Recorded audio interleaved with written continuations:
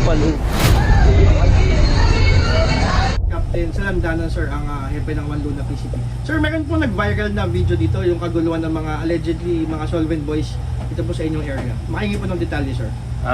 Magandang araw po sa lahat. Yung sa tungkol sa nangyaring viral video nung nakaraan po, although na matagal na naman yon, nag-interview na kami ron sa area at pinuntahan namin nung nalaman namin may nagba-viral. Nagawa na agad kami ng rescued minor doon at nag-interview kami doon sa paligid na although naman marami nagsasabi na matagal na pala yung video. Sa totoo lang po, ang nag-viral na video na yon na may nag-aaway ay nahuli na namin last month pa at nahulihan namin ng firearms. Tuloy-tuloy ang namin, panguhuli ng mga rescued minor at ang mga mendicants dun sa area.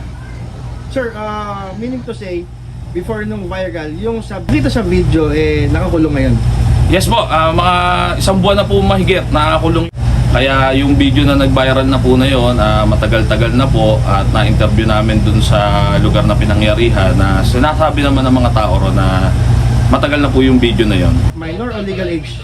Ano na po, yung nahuli namin doon sir, legal age na po. Yung mga minor naman na nakuha namin kahapon, nagsagawa kami ng rescue ng minor sa mga nagsosolvent doon. Tinurn over na po namin sa Marikina.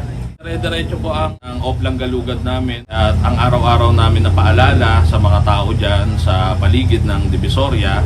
At araw-araw naman ang rescued minor namin, mendicants, tsaka clearing dito sa Along Divisoria. Sir, itong One Luna PCP, medyo talagang matrabaho. Meron kang mga designated vending areas, meron mga non-negotiable areas, and concern ng iba dyan na mga solvent boys. Ano sir ang motivation nyo para sa everyday na maayos na paninagbiso? Unang-una, nagpapasalamat ako sa mga tauhan. Hindi sila nagsasawa at hindi napapagod na kahit papano. Sabayan kami, sabayan ng pag-clearing, sabayan ng pagre-rescue ng minor, lahat ng mga police activities na gagawa naman namin. At nagpapasalamat kami sa station commander namin na sa Police Lieutenant Colonel Cicero Pura na gumagabay at ng guidance sa mga tropa, nagpapalakas ng motivation sa kanila na para gampanan ng tungkulin ng pulis. Mostly talagang sumasama ang barangay sa amin sa Oplang Galugad at nararamdaman nila ang presence ng pulis ngayon sa area gawa ng gusto ng DILG natin na yung Manila maging safer Manila.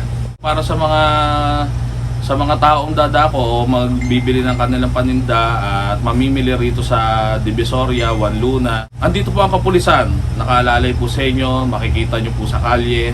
At mararamdaman nyo po ang pulis namin dito sa One Luna.